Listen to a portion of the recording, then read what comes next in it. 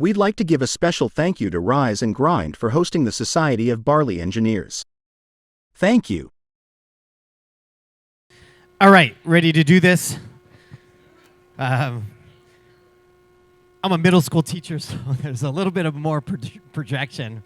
I've been waiting to be able to do this for a long time. There was a time where I needed to move in with my in-laws in Escondido, and we found another house because we live more central San Diego, but we had to go to a wedding in Dominican Republic, and I just miss you guys. So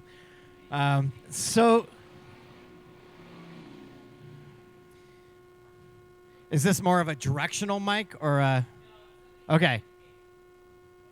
Stepped on the cable. Question came up is like, did you take this picture? Yes, this is Bouillon Castle. It's in the Ardennes, and the Ardennes have quite a bit of history, especially for America during World War II. So this is what we're going to do tonight is sample, because from what I understand, this is what you do, and I'm a super fan of that. I want to tell you a little bit my story and then give you a light history of Saisons, just because there's a lot we don't know about Saisons. And then Belgian brewing traditions. I think that's very, very important to kind of understand for brewing practices. And then my application that I've learned with home brewing. But first, beer. You ready to pour? Yeah.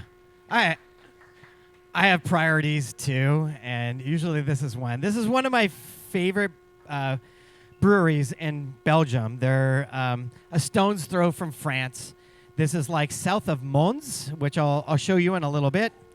This is Blaugies. Yeah, hear that pop. And this is your typical kind of French Saison, but it is in Belgium. And Saison de Epitour, and that is Saison with spelt, which is more of a traditional kind of additional ingredient, is using spelt. Todd's beer would work really well with a spelt. Oh, yes, please. Just to kind of refresh. Oh, I have a bottle to myself. No. Okay.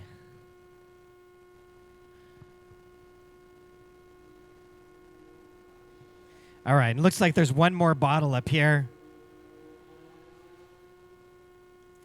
Oftentimes you have to decide if you're going to stir the lees, or when you pop the cork, if you're going to pour, as the Belgians say, pour quietly.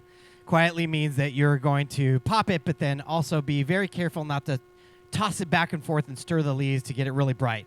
And this beer, if you were the first pour, you probably got a see-through cup, and it's beautiful, beautiful pale.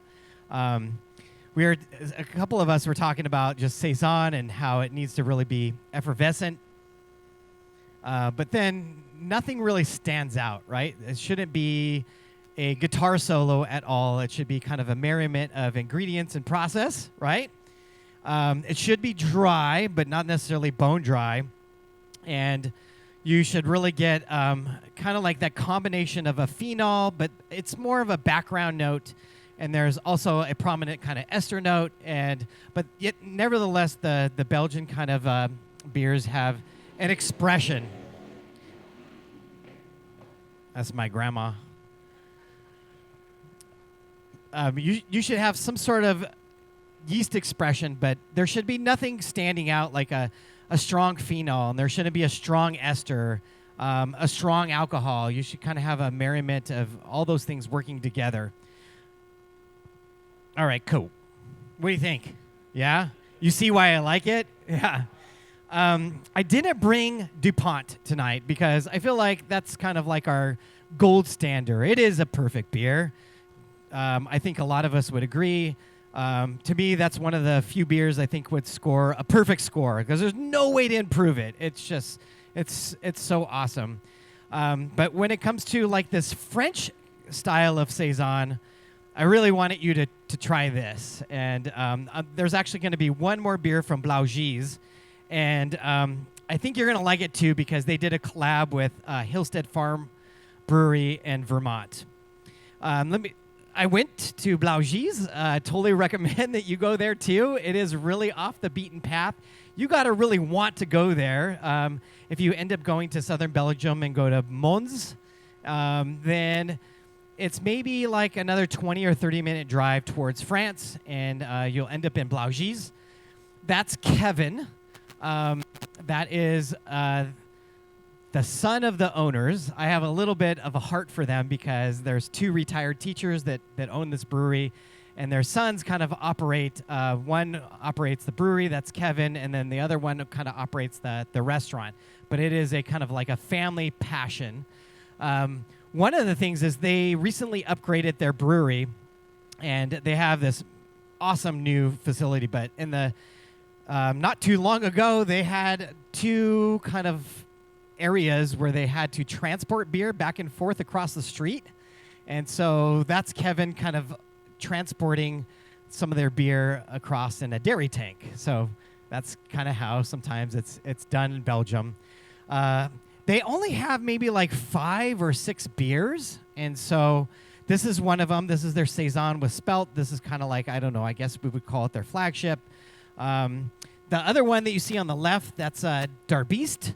And Pierre Alec, the owner, he when he grew up, he had a fig juice that he just kind of described, and he's always wanted to make a saison with this fig juice, and he went all over Europe trying to find this fig juice, and then Darby was the name of his good buddy. So you get this kind of story all the time in Belgium, and it's a saison, but then sometimes you're not going to be able to see that it's clearly like it's not written on the bottle.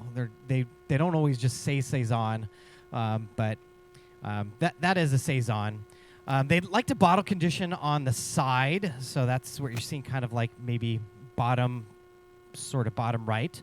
And then on the far bottom right, that's a beer that we're going to try. That's the collaboration with Hillstead Farms and a brewery in Vermont. That's the La Vermentois for Vermont. Okay. All right. Oh yeah, there's me with Kevin, and I just showed up at the brewery. They weren't even open. I was like, I just pulled out my phone and said, I'm a home brewer. Here's my hop farm, and here's my brewing system. And he's like, hold on. Drove that dairy tank across the street, came back 10 minutes later, and was just like, come on, let's go. And we got invited. And then the next summer, I went back and then got a little bit more of experience. But the other thing I did that second summer is I met his dad, Pierre Alex Carlier. And one of the things I was like, I brought my own saison. Could you please try it? And I know we submit our beers to judges and we get input, but how cool is that, right? Like, take it to the source, and what do you think? And he was very kind. He was like, it's perfect. And he's like, don't change a thing. And I was like, I'm a home brewer. I'm going to change it every single time. But he was very kind, and it definitely explained a lot of the attributes that was the beer. So that was super fun. All right. Beer first, right? But then let me tell you a little bit more about me. I know that there's lots of friends in the room. But thanks, Andre. You said Gardinier. That's how you say my last name, or Gardinier. But I grew up in Los Angeles, in the harbor area, San Pedro, California. We say San Pedro, not Pedro, but you ask me and I'll tell you more. I teach public middle school. I teach 7th and 8th grade science, Ocean Beach and Point Loma kind of area. I've been homebrewing for 25 years. I've been a QUAFF member when I moved down to San Diego. That was one of the things. Oh, the homebrew club just sounds so awesome. And so I've been a QUAFF member for nearly 20 years. And then Saison is probably the style that I brew the most. Just love. It's just so frequent. After maybe like 4 or 5 batches, what are you making next? I'm out of Saison. It's driven me to go to Belgium. And so I've been 2 big trips and 1 other trip that I'll show you in a little bit to Belgium. And, of course, there's more to learn and more to explore because that place is just a gem. This is how really I got started with Belgian beer.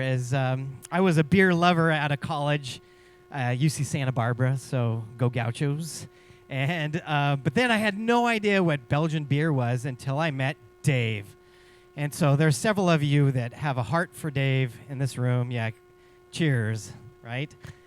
Dave passed away a while ago now to pancreatic cancer, and we miss him dearly. But Dave was our membership guy at QUAFF, and one of the first questions he's like, Sean, so you like Belgian beer? I had no idea, and he really introduced me to Belgian beer. And then that just led to a crazy lifelong passion. This was my first trip to Belgium. My wife works in biotech, and so she had to go to Leiden in Amsterdam, right outside of Amsterdam in the Netherlands. Quite often her biotech was really connected to them, and so she's just like, oh, you want to go to Belgium? You know I want to go to Belgium. We have to go to Netherlands first. Okay. So that was my first time to Europe. We brought the kids, and she worked a lot, and I just strolled around with the kids and had a great time exploring and communing with all the locals. That's Bruges, right? And then, yeah, you got to go there. And so that was one of our first stops. That's the Hofmann, right, brewery. And so it was a little bit different to be with your family because you can't really just go beer all the time. So that was fun. So then a few summers later, I had a teacher buddy. And this teacher buddy was leaving our school in OB Point Loma. And he's just like, I think I'm going to take this job with the Department of the Defense and teach. But I'm going to teach abroad, and I'm thinking about selecting the position in Belgium. Will you visit me? Yeah. How long can I stay? Teacher has the summer off. And so that's my buddy Scott Martini, and he lived in Mons. And he worked at one of our big NATO bases. He worked at SHAPE, and that's Supreme Headquarters Allied Powers Europe. And so he taught all the admirals from all kinds of different countries, and he worked at the American school, but this was a very large base right outside of Mons, Belgium, and that's in Wallonia, or southern Belgium, the French-speaking part, which some of the brewers said is the best part of Belgium. So there's where Mons is, and so 2 different summers, I spent a huge chunk of time with Scott, and he was a QUAFF member too, and we worked together. He works in special ed, and so it was just like two beer nerds, like with access to a car and no boundaries. What would you do, right? Like with buds, but. So it was awesome. I don't know, Andre, is the video going to play here? Maybe not. No? Oh, if I hit next, maybe. Oh, yeah. So this is Mons. We were there for Euro Cup, and every day was insanity of awesomeness. No one could understand me because hardly anybody spoke English, and it's very much French-speaking, but that was just one Euro Cup game where Belgium is playing. How cool is that, right? If your country is playing, you don't watch the game at home. You watch it with everybody else. So there's a little pano just to kind of give you a little bit of how insane it is. And Scott lives like, I don't know, maybe like 3 buildings left and then like maybe half a block, and then there's his pad. So that was heaven. There we went. Another one of his teacher's husbands was also obsessed with beer, and they're from the East Coast. But in the middle is Taylor Brush, and he was, when I showed up, and he was just like, "Oh, you are nerd." We're so good friends immediately. So we had so much fun as a trio. This is at Taylor's house, and it was go time. So Scott and I, we did a lot of things, and then Taylor joined us as much as possible. Taylor took us on an old lambic tour of Brussels. We went to Orval, that's Cantillon, right? And go to DuPont. So over these 2 summers of hanging out with Scott were just a dream come true. Yeah, more stuff, right? Like in the middle up at the top, that's we went to Namur, which is I mean, no one spoke English there. It was really, really difficult. We met a homebrew club, the Homebrew Club of Belgium, and that was fun. A couple of them spoke English, but we did a lot. And of course, you can't go to Belgium without going to what we consider one of our meccas and going to Cantillon. But I know this is a talk about Saisons, but it's hard not to just say like how awesome it is to go to Belgium and see and experience all this. You can drink on the train there. Yeah, so so Scott and I like basically trained a lot of different places, and then of course you pick up beers and drink on the way home too. How rad is that? At the time, yes, yeah, yeah. Grand Cru, Saint-Fillon, yeah, that's Saint-Fillon is what we say. And we had a French guy in Mons. We were just like, he explained it, and we're like, wait, how do you say that? And he's like, Saint-Fillon. And we're just like, wait, hold on, slow down, say this a little, pronounce it a little bit more carefully. And he's like, oh, it's easy, Saint-Fillon. Yeah, I always thought it was Saint-Fillon or something like that, but it's Saint-Fillon is. But Belgium is beautiful. This is actually from the castle that you saw on the original slide. This is the Bouillon Castle. This is in the Ardennes. And everywhere you go, it's majestic. Yeah, if my wife said, like, let's retire in the Ardennes, okay. Yeah, that would be I'm packing immediately. So then Scott and I did some side adventures, too, because when you're in Belgium, it's really easy to travel. You can catch the bullet train to a lot of places, and then flights are cheap.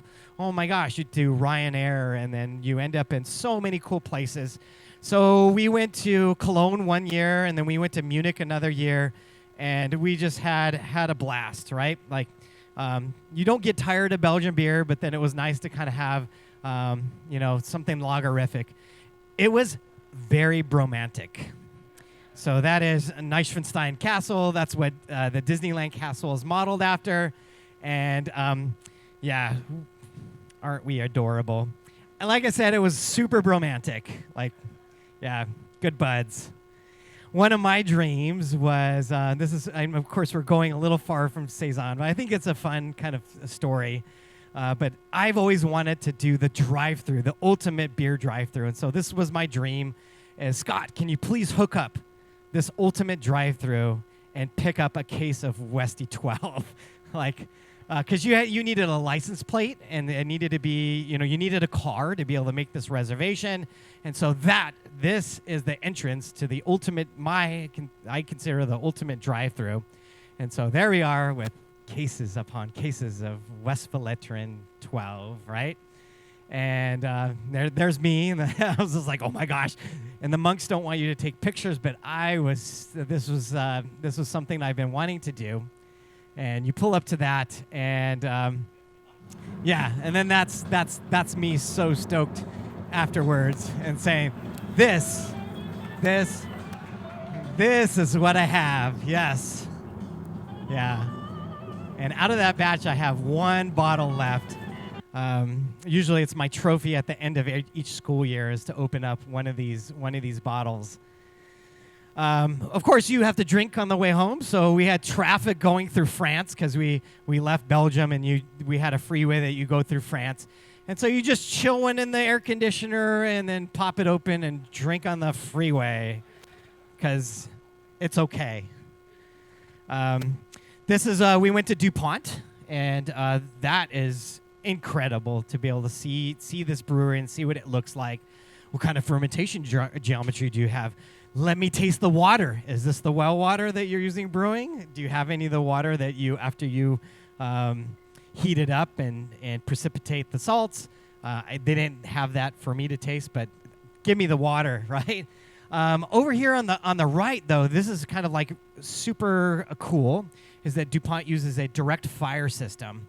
And so they heat their mash like continuously. They mash in kind of like at that low protein rest, and then they just kind of continually fire it and recirculate it. And then that is on the right. That is their direct fire system. But to me, that seems small, right? I was expecting something a little bit more grand. for their mash system and their kettle system. And then there's our buddy Taylor. This is their primary fermentation vessels. This is all like, it's kind of like a rectangular geometry. And so I found that fascinating just because we've read so much about the DuPont strain, right? Which is White Labs is WLP 565. And then Wyeast is that, what's the Wyeast one that's like DuPont? All right, Sean's looking it up.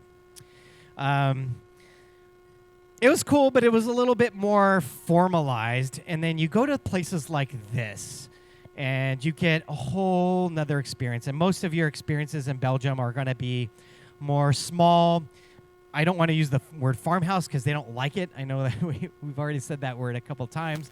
But you get something that's small like this. And this is from Brasserie Vapeur, or the Vapor Brewery. And their equipment comes from the 1800s, and they're the only, as far as I know, the only operating steam-powered brewery in the world, okay? Really impressive. And this is Jean-Louis Ditz, and of course Scott. And we followed him down, and he took us to the cellar, and we picked up, at the time, 1996 Vapeur Cochonnet. And so that was kind of cool. Like, this is the kind of people that you run into and meet. Taylor and Scott actually have brewed with him several times, and they're like buds. So here is Jean-Louis giving me that 1996 Cochonnet, and that's just, they only brew once a month. So if you ever go to Belgium, this is kind of like something you would want to do. It's like the fourth Saturday of every month. They have a big meal and a brew day, and it's just like the next time I go to Belgium, I can't not do this kind of brew day in Pipe. So there you go. I mean, I don't have a lot of pictures of it, but up top is the mash tun for Vapeur. And then downstairs, that's Vicien, his wife. It's just like an extraordinary experience. And then this person is the ghost of Saisons, right? What brewery? Fantôme, yeah, Fantôme. And so this is Danny Perignon in the middle. We brought him at the time. We were like, what can we give him? And he doesn't really even drink beer, surprisingly. But we brought him a Council a beer at the time just to say, here, thank you. And he showed us around, and that was a treat. That's a really far off the beaten path. That's in Soy, Belgium, and it's in the Ardennes. More beer? Yeah, all right. Okay, yeah. There are plenty. Oh, listen to that pop.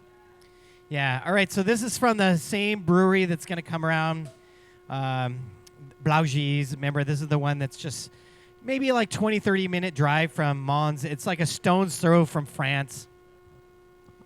Now, the difference between the last one and this one, oh, good job. You poured quietly. So if you pour quietly, then you'll get a cleaner pour. It's personal preference, though.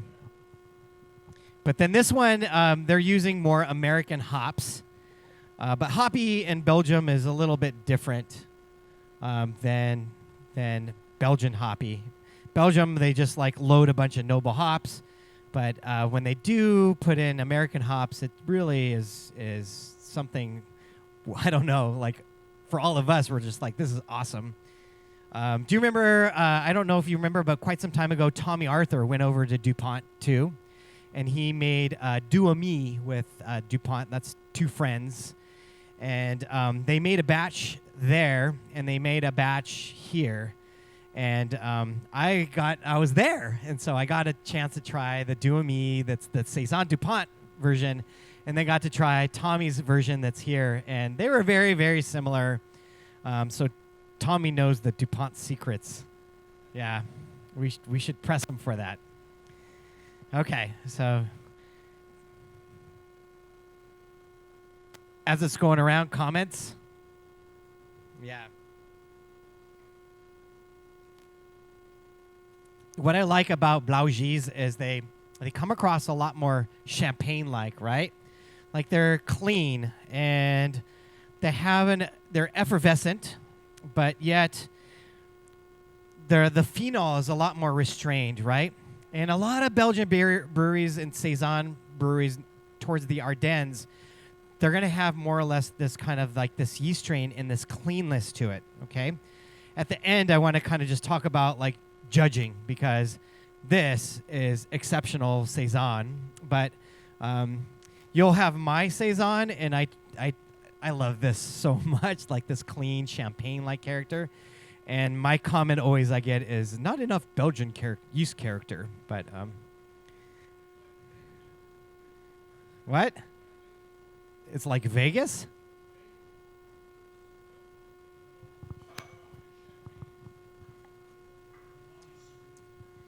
Livonian? Oh, Dave Saisons. Deus. You remember that beer? I can't hear. It's like a champagne of beer. Deus is how it was pronounced. Deus. Yeah, champagne of beers.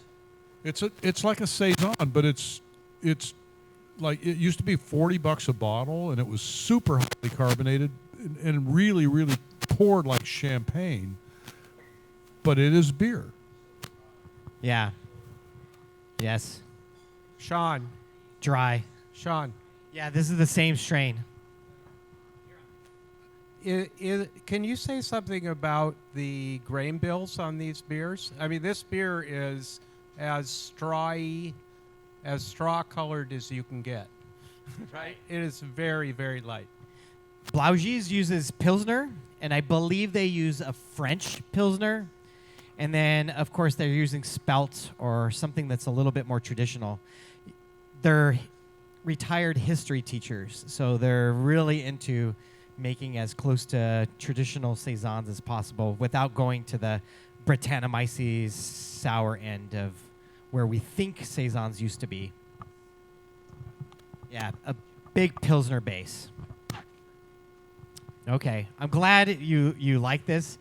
This is, I love this. Okay. I talked to Kevin a couple times, and we'll talk about it. But it's basically they ferment cool, and then they let it ramp up. It's not a hot region of Belgium. I know that things are changing, but even during the summer, you get a lot of overcast kind of in the southern Ardennes kind of region. So things kind of climb into the 70s, but certainly not what DuPont reports to getting into like that 90s range. Sean, yeah. What's the ABV on this? Oh, is it on the bottle? 6%. Yeah, when you get a chance, if you can just keep this Blaugis on a radar and try to get the Darbiste, the Darby beer with the fig juice, that is crazy. Like, it's nothing that you can really describe. You need to have it. And then if you want to have their Super Saison, they have the Mountain La Menu. And then hard to get, but Bind and Vine and North Park had it. But you'll get the La Menu Noel. And then that is like, I'm not sharing. That's extraordinary to have. I don't know if you've had holiday Belgian beers, but they're not like our holiday beers. They're really subtle in all of their spices. I don't even know if there's spices in this. Of course, the Darbiste has that fig juice that they talk about. But one of the things that we'll talk about in a little bit is if your spices are noticeable, then you did a bad job, right? They should be very, very subtle, unless, of course, there's some sort of intent. Okay, brief history. How are we doing on pace? Good? Yeah? Okay, all right, good thing. So history for Saison is not, we don't have a really deep history. There's not a lot of good historic written notes of what happened in the past. So, but we know that it was locally brewed, and it's primarily in Wallonia, Belgium. But also it expanded to the north, into the south. And traditionally it was brewed in winter, and then they aged it. It typically was lower ABV. And then the summer, we think that it was kind of like there for farm workers.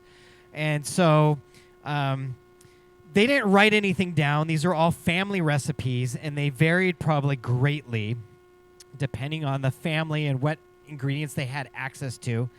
And try to think of it as not a style. I know in America we like to try to put things in a box, and Belgians hate this. If you go to the French speaking, they're gonna throw it at you. They do a they toss it, but as soon as you start kind of talking about specific styles, they're gonna be like, no. There is some shared characteristics, like we've been talking about dry, effervescent, and yeast expression, and balance, and merriment. All those things are kind of like some of the common characteristics. Be careful if you ever go to Belgium and just say like, oh, this is farmhouse. They don't like that descriptor. They want to have their beers kind of like, I don't know. They think that this is very an American thing, and I don't know who did it first. It might have been Brother Stan, Hieronymus, or it might have been Phil Markowski, right? And those books, especially because he called it Farmhouse Ales and really had a deep discussion and deep dive into Saison. But farmhouse is not something that they like to hear. So here's some kind of just like traditions. That was brief, right? I was like, okay, because there's more that you can go into, but I was like, okay, those are the main things about the history. In Belgium, they don't really care what you want to call their beer, right? They will say it's a blonde, it's an ambre, or a brune, and then that's cool enough for your introduction, right? Oftentimes you go and they're just like, if you don't like it, we have 3 other beers that you can drink. They don't care if you ask them, is this a Saison? Is this a farmhouse? They will say, no, it is a Darbiste, and it's with a fig, and that's it, okay? So you got to kind of understand that they don't really like that kind of box that we like to sometimes put beers in. They do follow a brewing tradition, and they each kind of throw in their own subtle twist, whether it's a recipe formulation or a unique spice that's the only thing that they're coveted about is their spice additions. That's their subtle twist, and oh my gosh, how different is every brewery there. It's extraordinary in considering how similar they probably are. That tradition defines like your whole experience with this beer. And these are just kind of like, the general attributes of what Belgian brewing traditions what's the goal? Is you should have something that's totally, and there's my grandma again, totally enjoyable, right? It should be well balanced. They should have this merriment, and you see that in the BJCP guidelines. I was like, all right, Gordon Strong nailed it, right? Merriment, something that kind of comes together and works complementary of all those things working together. We've read before that the monks call it digestible, right? Like you should be able to enjoy a meal with it, and the beer doesn't take over, and your food doesn't take over, but it should be something that pairs well with food. And another QUAFF buddy that I've brewed with quite often, Andy Salmons, and he's like, so what you're saying, Sean, is nothing's loud. And I'm like, yes, all right, you got it. Like you should not notice anything individually, right? It should be a symphony, and certainly no instrument is grabbing the solo. So here's ingredients. This is Scott and I at the Fête de la Bière. This is in Gerbes or Swanee, but it's kind of in that thick French-speaking Wallonia area. But crazy enough, these 2 summers exploring and asking questions, they don't like malts from Belgium. They consider a lot of their own ingredients, including their hops, to not be as quality as French ingredients, German ingredients, and lo and behold, UK ingredients. So if you have to do a malt, there's 2 that seem to be important, and that is our Castle malt or our Chateau and the Dingemans. And for the Belgians, they said, well, if you're going to get a Belgian malt, then go with Dingemans. And some of them do use Dingemans, but most of them are using French malts, Weyermann pills, and lo and behold, even Saison brewers are using Maris Otter. Yeah. My daughter's middle name is Maris. I agree with them. So they typically, Saisons typically have this Pilsner or pale malt base. Yeah, she's really letting it rip. And then they have some sort of character ingredients. And you heard others, some of you are using things like Munich. And one of the things that Dave Livonian has a lot in the recipes that I saw that Harold had, but he used Vienna to do the coloration. And I don't know about using melanoid in malt, Stan, but yeah, I think the heaviest thing is kind of like maybe Vienna malt. But also wheat and oats are very, very common. But if you want to be a little bit more traditional, what they say was probably utilized a lot in the past, spelt becomes one of those kind of character grain additions.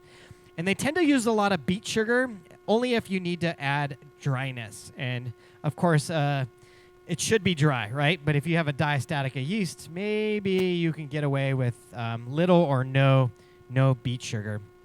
For hops, they love to use lots of low-alpha hops. So the imagination could go wild, but it's not as wild as our newer varietal hops. And so I've played with lots of different combinations, but they have their growing region, which is Paparinga. That's me standing in there. That's not too far from Destrusa and West Verletren, like the Invedre Cafe, right? That some of us have been to. But they tend to use a lot of British, French, and German hops, okay?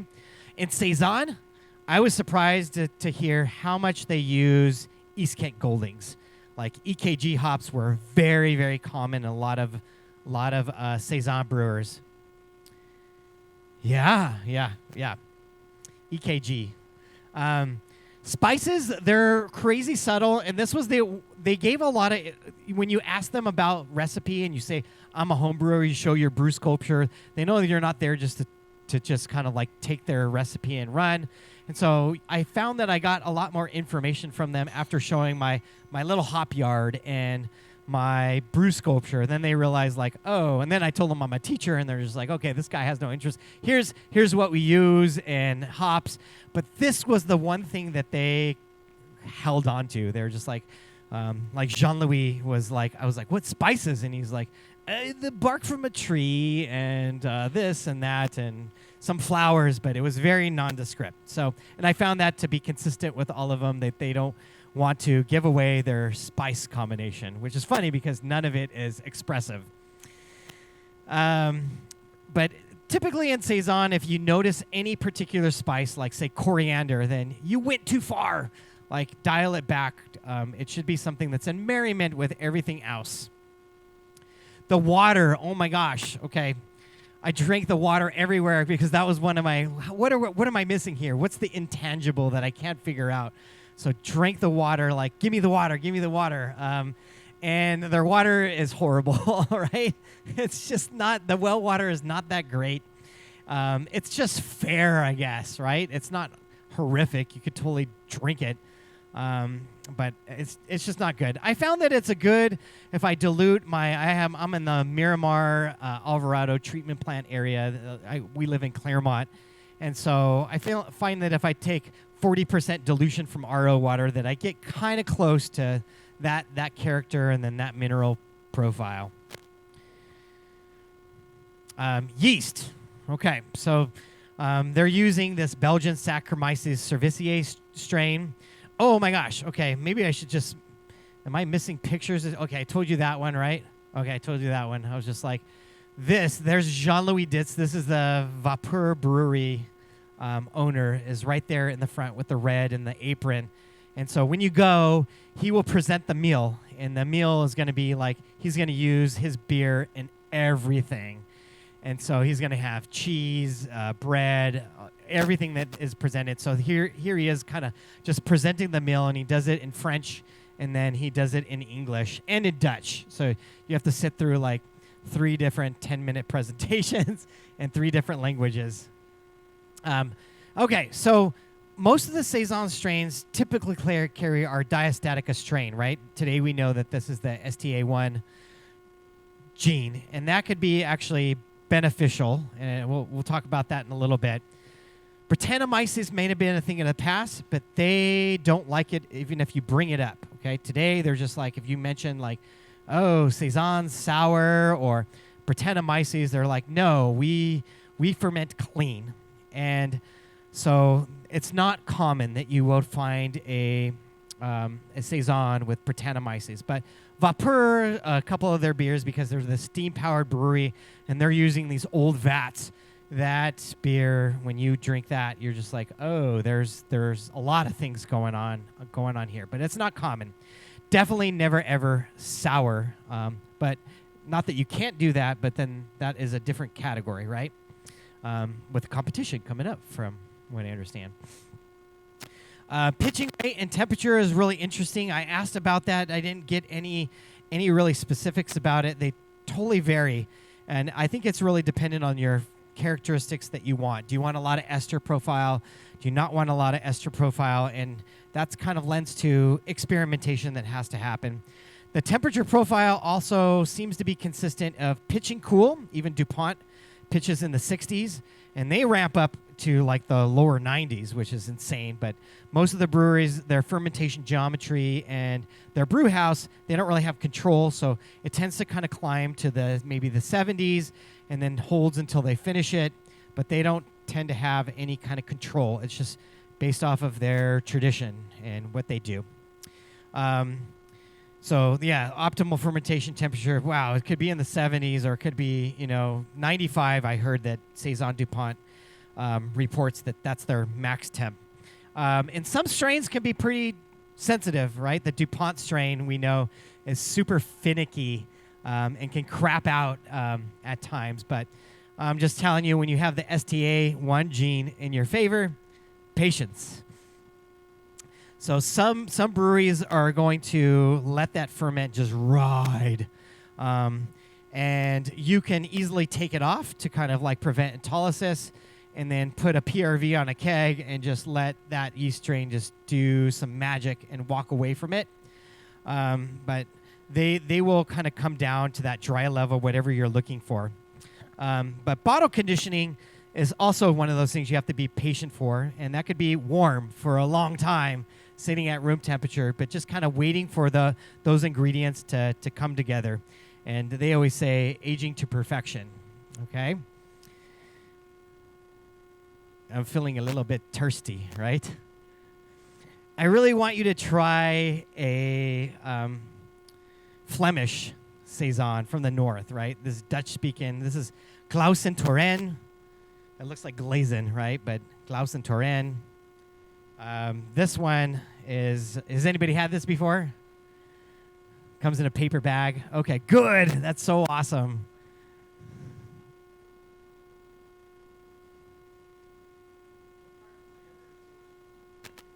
They're maybe north of Brussels, and then just like between Brussels and say like Ghent, going that way. So then there's Bruges more to the east. So you look it up on the map as Glausen Toren and see if I'm right. But I think it's like north of Brussels. Anywhere north of Brussels, it's mostly Dutch speaking, right? It's Flemish. And the cool thing about that is they also speak English.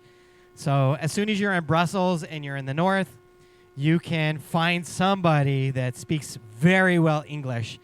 And then as the farther south you go, they all speak French, and you're going to have a difficult time. Today, I think Google Translate is a lot easier, but oh my gosh. I mean, we were across the street from like Chimay, and we're just like the cafe, and we're just asking like, what time do you close, right? and the French are just like, this is a famous response is, no, it is not possible. And we're just like, no, we're going to go over to the monastery. We're going to go on a walk and then come back. But what time do you close? And then, okay, let me go get somebody else. And then, okay, what time do you close? No. No, we do not do that, right? It is not possible. And so we're like, oh my gosh, right? Ask another customer, and then found somebody who spoke English. All right, we got plenty of time. Go over. Those grounds are beautiful to go to Chimay. That's one where we just like they took us over to the church, the Abbey, and my wife is Catholic. But when we walked into that, and luckily Scott was Catholic too, so I was like, okay, tell me what to do here.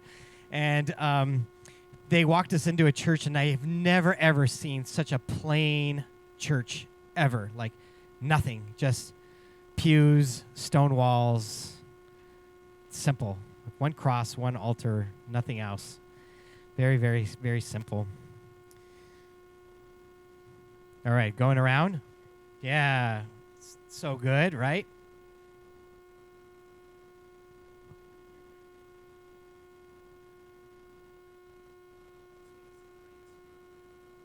Okay, yeah. Big pop.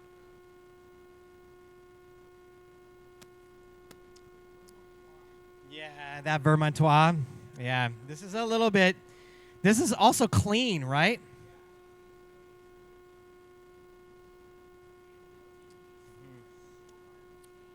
Yeah. No. Actually, that's what I really... Okay, go ahead, Chris. Say it again. This is very clean. There's almost no phenols. So, and there's almost no esters as well. So the only way I can see doing that is a massive pitch rate and high temperature. Does that sound about right? Yeah. Yeah. This is extraordinary because when I went to Belgium, this was mind-blowing because phenols were far more restrained than what we use the same yeast, and oh my gosh, like phenol city, right? And we like it, it's good, but this is Saisons, and Saisons doesn't have this huge expression of phenols. There's a subtle ester, a subtle phenol. It's effervescent, right? Okay, but then the overall experience is dry. It's not bone dry, but it's dry and so refreshing. And I don't know, for us thinking about it, I just think of the word clean. So much cleaner than I thought it would be. Anything, Andre? Okay. I was like, I thought I was in trouble or something. Nope, you're all good. All right, so let's talk about process and some of the things that I learned and some of the things that I applied and some considerations, okay? A lot of you brewed Saisons, but think about these and maybe apply to the next version. The goal is really balance, right? Can you, hopefully those 3 commercial examples, like balance it's extraordinarily balanced. And you got to be very restrained in all of it. Yeast expression, any spices that you add, any ingredient has to be like, oh my gosh, this is going to take time to refine. Less is more in Belgium. First, dryness doesn't necessarily mean, I know I always end up shooting way over in a lot of my Saisons, but going to like putting in software and going like, I'm going to go for 1044 and then end up at 1048. Cool. You're right there. So try not to go too far above unless, of course, that is your intent. And then try to kind of do some of these traditional ingredients and traditional processes. I feel like there's so many intangibles that I've been chasing for quite some time that I'm still not there. And then just remember that Belgian hoppy is not what we think is hoppy because, we tend to go a little bit farther. But I've kind of like my experiences, I tend to really dial back, and then you'll see in my current Saison that I tried a new hop, and then I feel like I went too far backwards. And so, okay, so step mash. This is the Vapeur mash tun. They have a steam brewery, an old school steam engine. And then if you look to see that line that's over there, that's a belt. And so there's like these leather belts that drive a lot of that's for their mill that kind of comes in here. And even then, they also have belt-driven pumps that drive things from tank to tank. You got to see this. It is to see an 1800 steam power brewery and then taste this beer. You got to have this Vapeur. We get it in San Diego because the Shelton brothers imported, but it is such an extraordinarily different Saison. You got to have it. But a step mash going into it is you should do it. if you're an all-grain home brewer, then find a solution to make this happen. There's lots of ways to make it happen. Just let's give you some examples, okay? So Beer and Brewing Magazine, there was an article, I can't remember the author, but it was Belgian beer, you're probably doing it wrong. And they said, here, Orval does this, and they reported it. And Schoof, their IPA, they do this. And so what you notice is you see these 4-step mash. It's not a decoction. It's just a raising of the temperature. And there's a lot of ways to make this happen. And the picture, that is actually, at a lot of bigger breweries, they have like obstacle courses and playgrounds and stuff. And some of them are for kids, and some of them are just for adults too. So this is actually behind West Villetteren, the cafe they're connected but not part of St. Sixtus Monastery. But they have this obstacle course. And of course, we were game after loading up with Westy 12 and 8 and 6. Yeah. Okay. So then in Brew Like a Monk, he kind of like talks about this too. And so he says Ommegang, which is an American brewery that likes to brew in some of these Belgian traditions. And there it is. And it's very similar, right? 113, 144, 158. So you can see like protein, beta amylase, alpha amylase, kind of like mash out, right? Like make the sugars run a little bit. So go backwards and go like, okay, you can see they all had their own kind of like, they figured out where they really like it. But for a home brewer, I think that's been taking me forever to figure out where I really like it. And it depends on the malt and all kinds of things.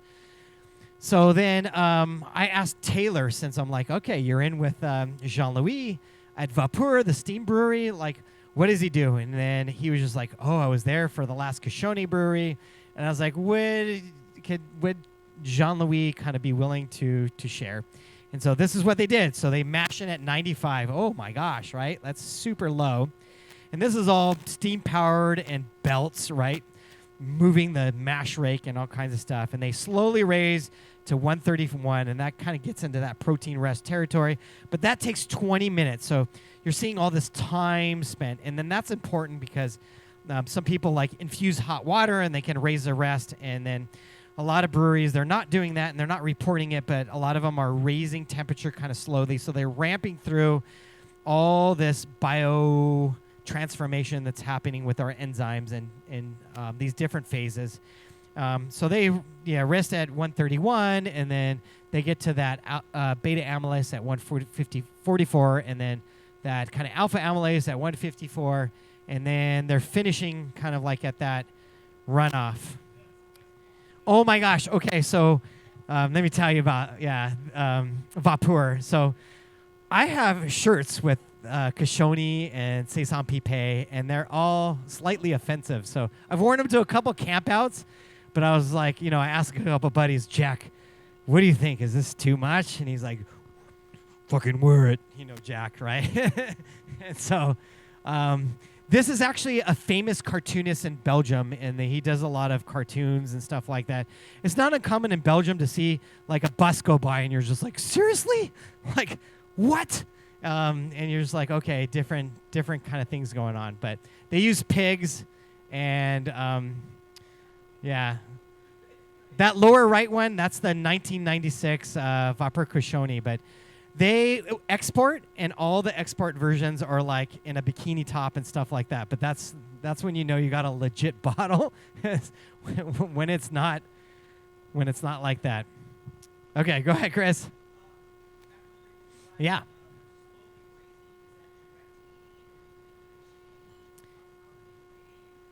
I think like what Taylor explained is I was there, but they have a mash rake that's kind of going through, and they almost have a Herms-based system. So they're like heating, and then there's a pump that kind of goes over.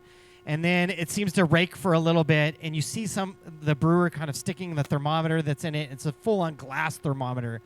And then they kind of like recirculate a little bit more. So I'm thinking they're heating up and then pushing over until they get to where they want, and then that's the rest. Yeah. Go ahead, Chuck. I think that they're raising kind of like a liquor that's on the side of what I showed before. I don't know. We should go. Yeah. Yeah. This is like super old school. I mean, this is older than old, right? We're talking about 1800s kind of system. Okay, so fermentation. This is in Ghent. That's, of course, my buddy Scott, but then he's drinking. That's not a Saison. That's a quack, right? And that's the big quack glass. And it's, of course, got the handle on it. But in Ghent, you can get this giant quack. It's a strong beer, so we were totally wasted after finishing a couple of those. But we were training it, so it was cool. But then if you ask for one of these and they give you that, they take your shoe and they raise it in a basket up to the ceiling. And it was just like, what the shit?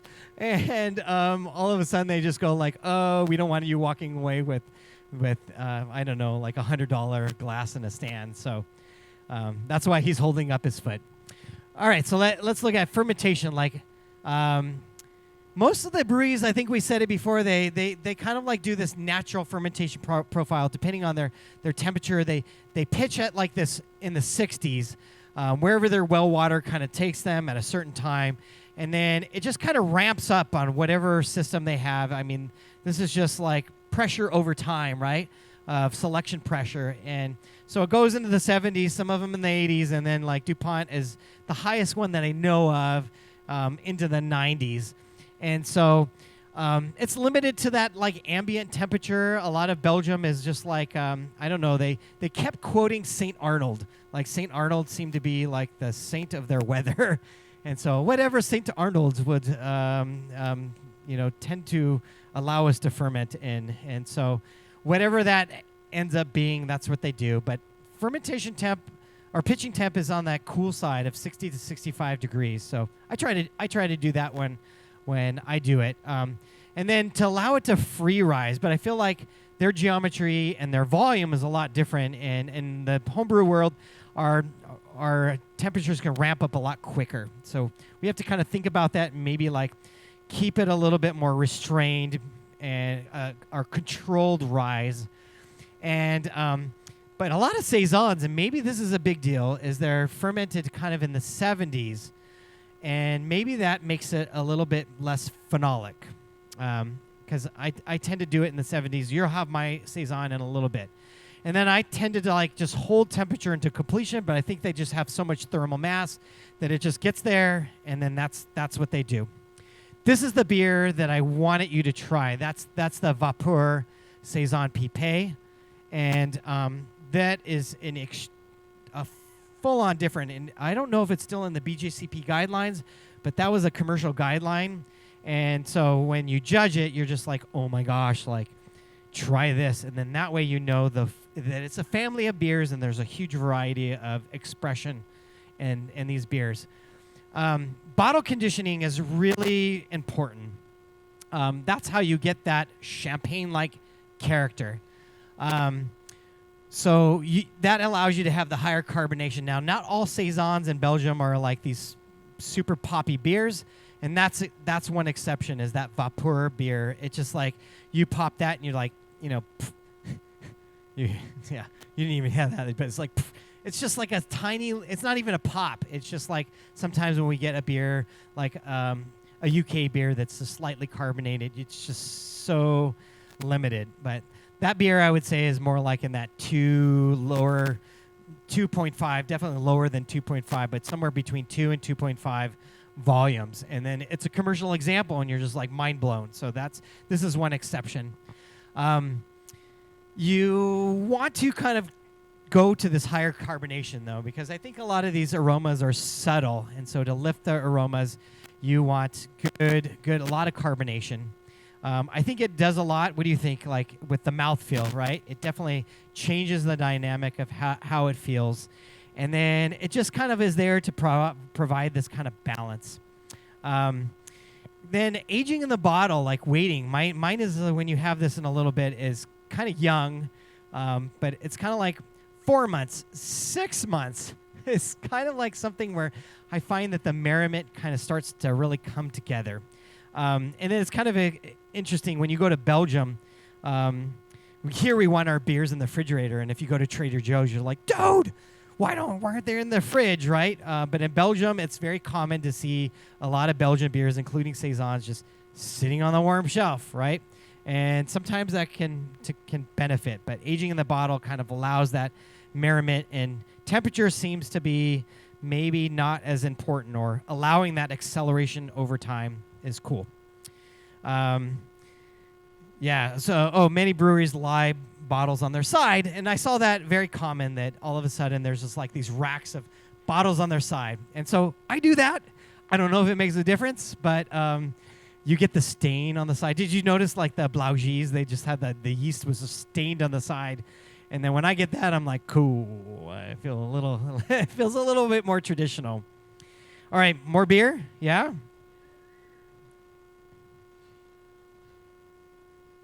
Okay, so my beer, yeah.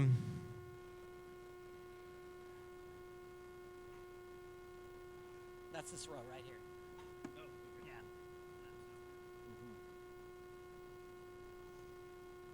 It's maybe had some time to warm up, so it might have a good pop.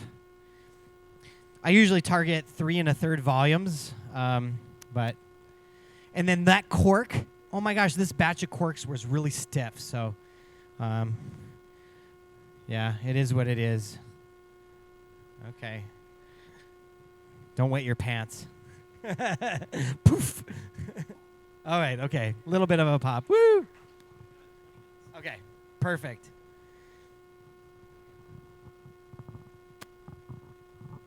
So some of you know my nickname is Say Sean.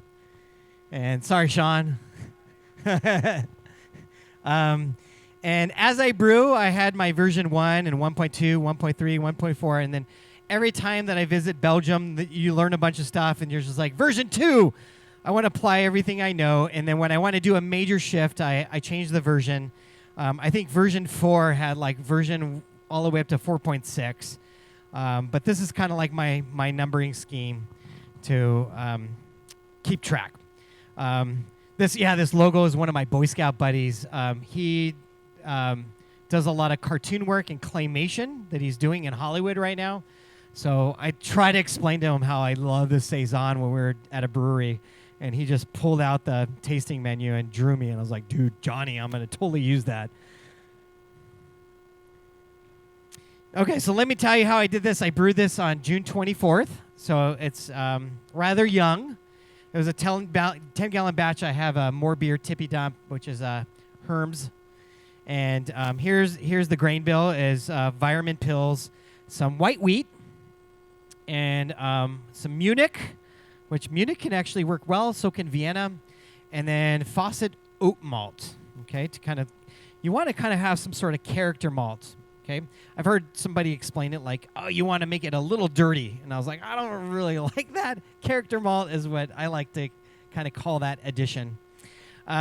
So here's my water. Remember I said a 40% solution dilution works really well, so I use in Claremont that we get a combination between Alvarado and Miramar. I have no idea where it's coming from. I'm in this like gray area in between. I try to look at the Chris Holtz, like he sends us. Does he send it to you guys too? Like the water profile, kind of updated, but más o menos in Belgium, it's like right? It's all good. And there's my mash, right? Kind of the ratio is what I've worked out and what I've been doing for quite some time. And so then I add lactic acid to get myself there, but the mash pH here is just 5.4. Yeah, is there more? I haven't had it.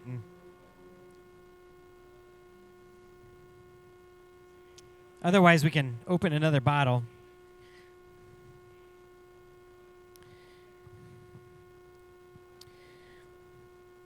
All right, and then there's the hot liquor tank, and I kind of acidify that. Andy's doing a good job trying to pour it quietly, as the Belgians say. Yeah, not stir the lees too much. Yeah. Mm-hmm. Those first pours were probably bright, just like the Blaugies, right? Like very, very clean. And then, of course, as we toss the bottle, we're going to get into the sediment. That's Belgium, right? Like Hey, you're going to get some yeast in there. Well, you're welcome.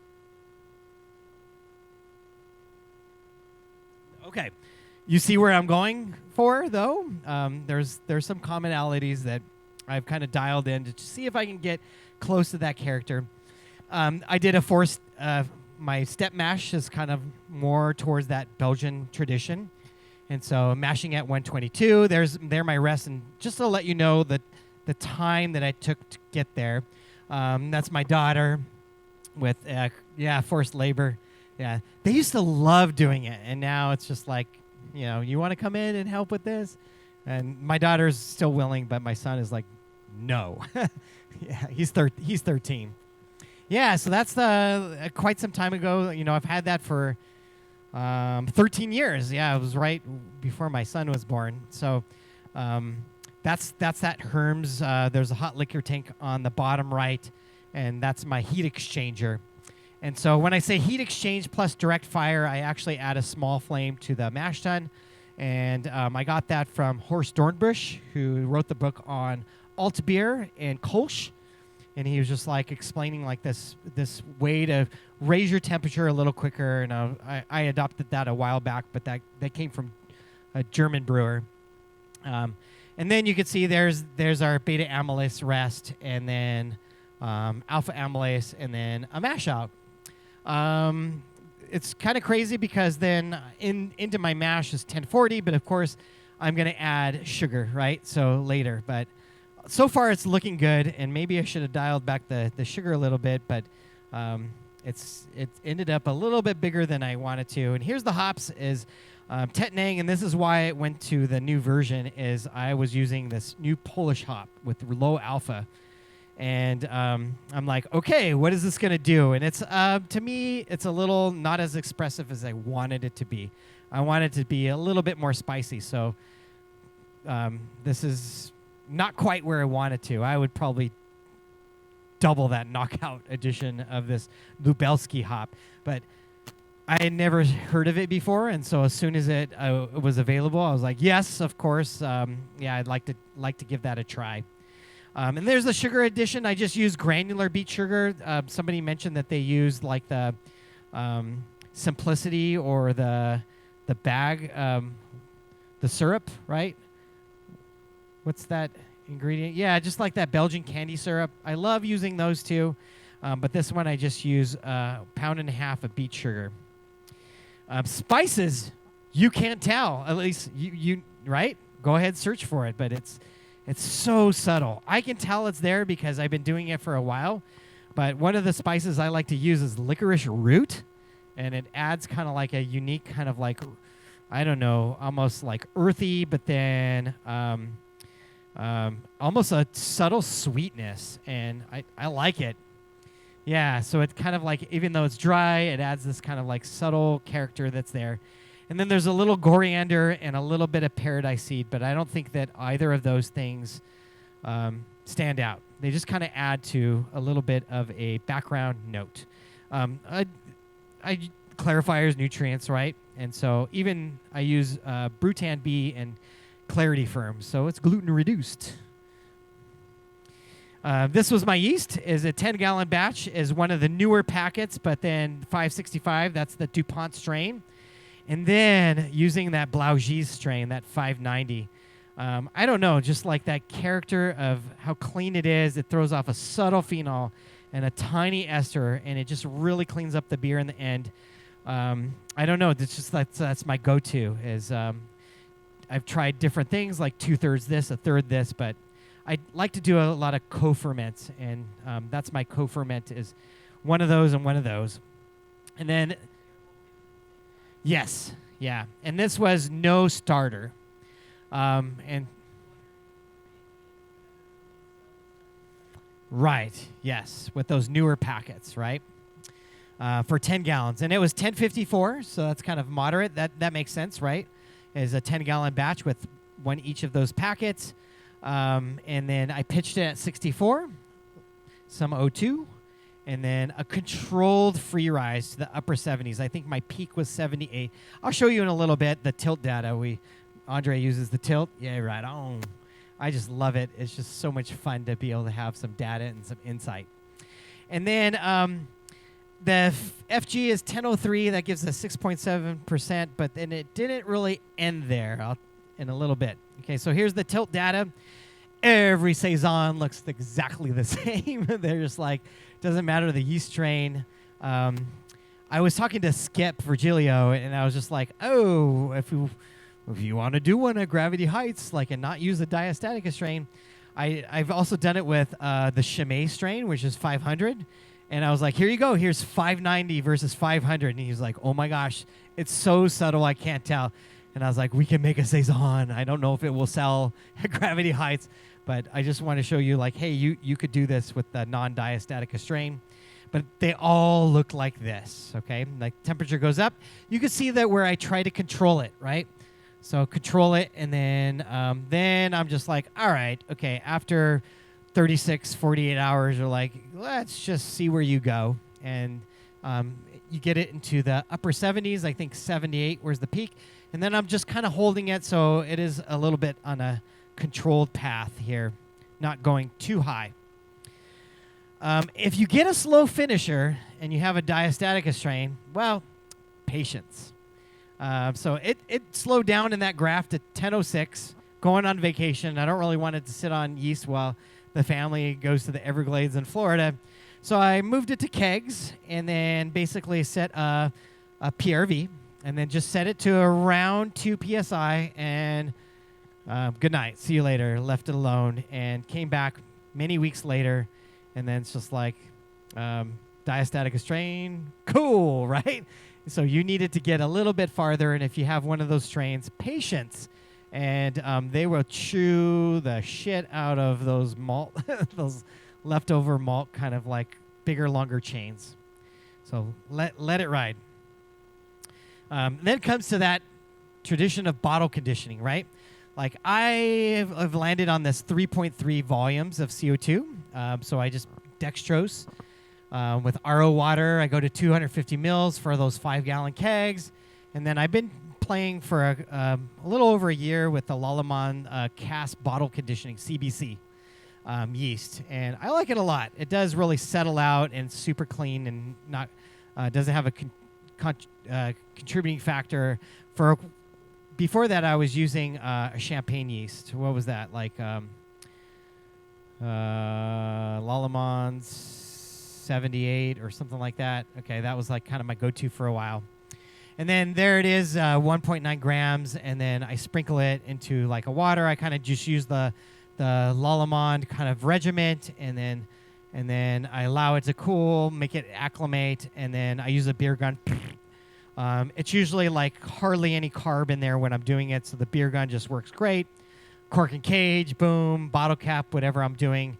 And then I put it in a location in the house where it's just like 2+ weeks. Forget about it and don't worry about it. And then keep it at that angle. So I don't know. Does it matter? Maybe. Sean? Yeah.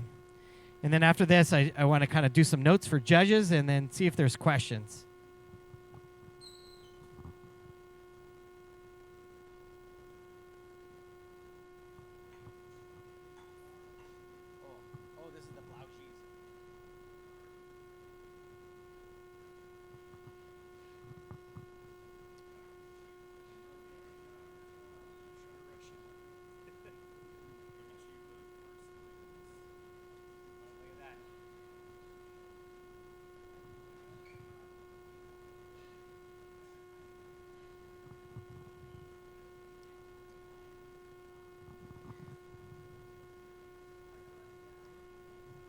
I don't know, Sean, do you want to have somebody else pour it and then tell us about it?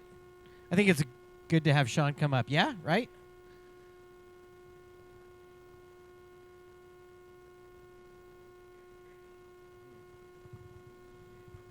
All right. So this Saison I actually wanted to bring, I think, a couple months ago, and then I ended up, I think, doing the durian lambic last time we were here, which figured we should do that, and then and then I brought the IPA last time from More Beer. So this is just because we were doing the Admiral malt. I just happened to be. Sorry, am I not in the way? There we go. So this just happened to be. We were at White Labs, and my fiance kept saying like, "You should brew a beer. You should brew a beer." And I was like, I'm not gonna pick up any yeast, whatever. And then I got home and I bought the Admiral malt wheat, planning to distill with it. And then I was like, you know what? I'm not gonna go through that much wheat, just making a whiskey out of it. So I was like, screw it. I might as well just pick up some Belgian, or not the Belgian, the Pilsner from Admiral, from Travis. So hit him up, got the Belgian pills. I think it's, or sorry, the Admiral pills. I think it's 10 pounds of Admiral pills, and I want to say it's 2 to 2.5 pounds of wheat. Otherwise, it's the French Saisons yeast from White Labs. It was fermented roughly, I think, my apartment, because this was just another bathtub one. But it was pretty consistent in my place at like 70 to 73 at the time. And then otherwise, it's a pretty clean water profile. It's RO water. I think it was like less than 50 parts per million of, what is it, calcium and sulfate? Or not calcium, chloride. Yeah, thank you.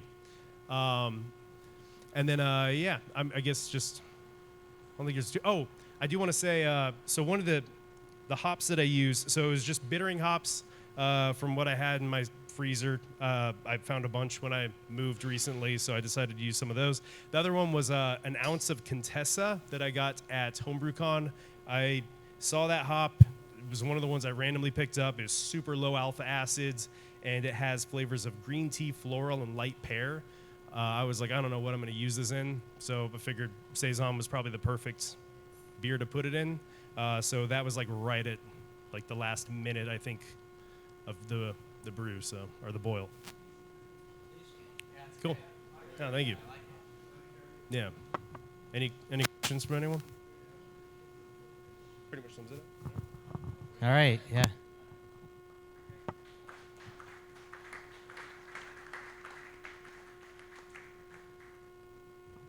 Is there a question? There was a question in the back, or no? Good. Yeah, go ahead, Todd.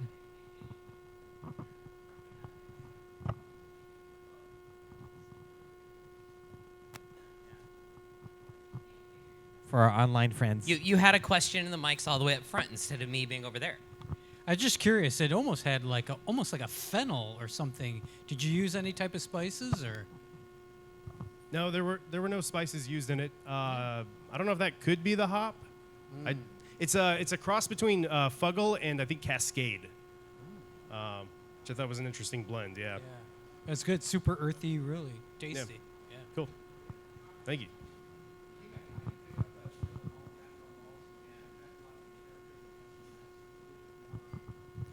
More the Admiral malts. Yeah, the wheat and the pills. From the actual malts, yeah, that makes sense.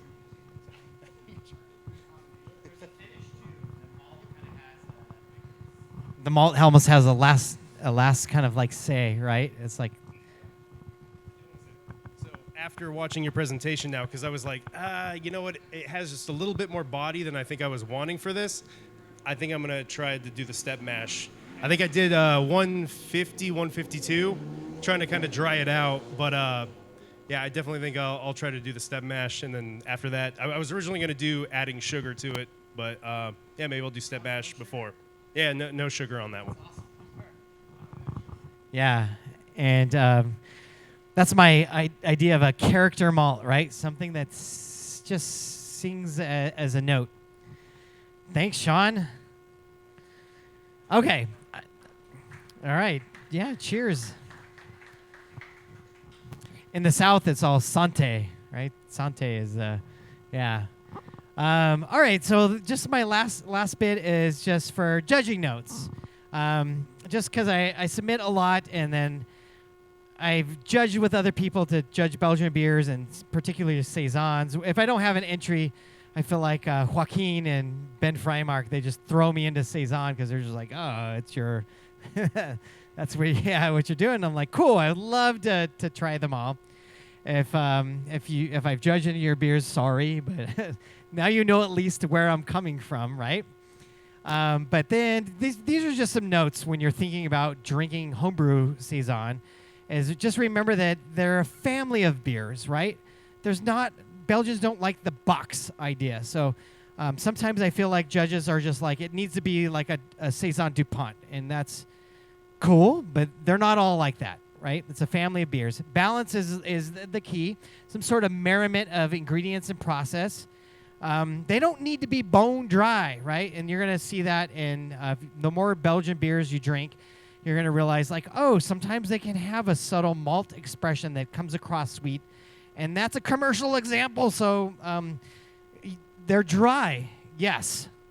Bone dry, not necessarily, okay? And then, like I was just saying, DuPont sometimes is considered like a gold example, and it should taste like that, and that's not true.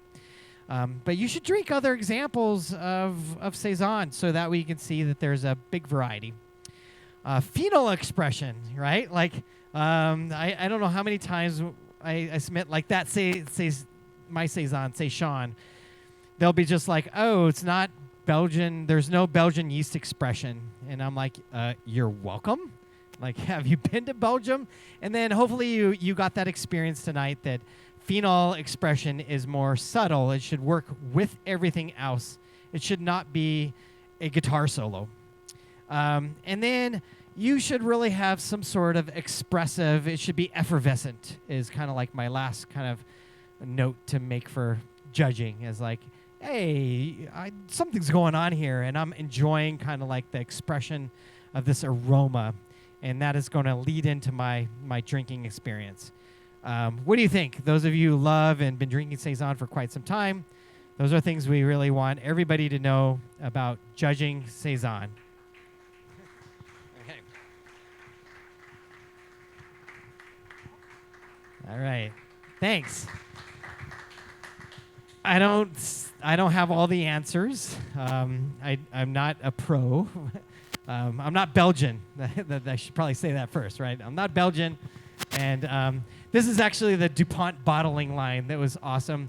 They actually took in recycled bottles, and they were coming from multiple breweries, and they scrub the bottles, and then they go through a cleaning thing, and then they go right into the bottling line before the guy on the right kind of does it. But on the left, this is a guy controlling the recycle bottle process. It goes into a feeder that scrubs the labels off. And oh my gosh, European labels, right? They come right off. And unlike some things, you're like, I want to use this bottle, and you're just like, oh my gosh, I'm pulling my hair out trying to get this label off. Okay, questions? Yeah, go ahead, Lauren. Yeah, Sean, when is your next tour to Belgium? Yeah, ASAP. There might be some people signing up for that. There might be quite a few people signing up for that. Let me know, because yeah. Hang on. There you go. For me, the surprising thing of the beers that you shared is that I have tried recently to get away from too much ester. And I've also tried to get my Saisons drier, although I'm making many low alcohol Saisons, so they're more on the Saison DuPont side of things. But I was really surprised at how many of these had a pretty decent malt character, besides, in spite of being incredibly light and in color and in character. But they had a pretty expressive malt character, and they were more on, they had a good balance between esters and phenols, but they were more on the estery side, I would say. And both of those things surprised me, because I've been working towards the other side, because I always feel like I'm getting too much ester character and too much sweetness. So I've been trying to really pull things down, but maybe no. Yeah. Balance is the pursuit. And that's why I have so many versions. I'm going to quote Harold Gerbranson, but Harold Kelsey asked Harold for some advice, and Harold Gerbranson said, hey, if you want to get good at any particular style, brew it at least every 3 beers. And Kelsey did, of course, IPA, right? He just pursued that subtleness. And when Kelsey said this quote from Harold, I was just like, well, what would the thing that I love the most? And I was just like, Saison. And I don't think I've stayed true to that every 3rd beer, but at the same time, this balance is just like, I don't know, it's going to take me to the grave, right? So when do we get a vertical tasting of 1.1 to 8.1? Yeah, too late. It's it's gone.